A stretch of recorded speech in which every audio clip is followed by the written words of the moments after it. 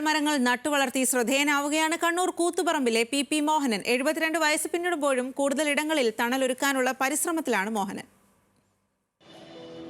വരും തലമുറയ്ക്ക് തണലൊരുക്കാൻ 72-ാം വയസ്സിലും അക്ഷീണം പ്രയത്നിക്കുകയാണ് കൂത്തുപറമ്പ് നിർമ്മലഗിരി സ്വദേശി പി മോഹനൻ.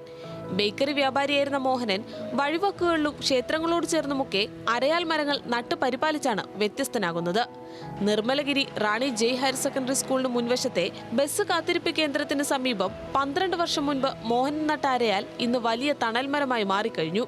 രാമപുരം ശിവവിഷ്ണു ക്ഷേത്രം, കൈതേരി നീലക്കരിങ്കാളി പോർക്കലി ഭഗവതി ക്ഷേത്രം, മെരുവമ്പായി കൂറുമ്പ ഭഗവതി ക്ഷേത്രം എന്നിവിടങ്ങളിലും മോഹനൻ നട്ട അരയാലുകൾ പന്തലിച്ചു നിൽക്കുന്നുണ്ട്.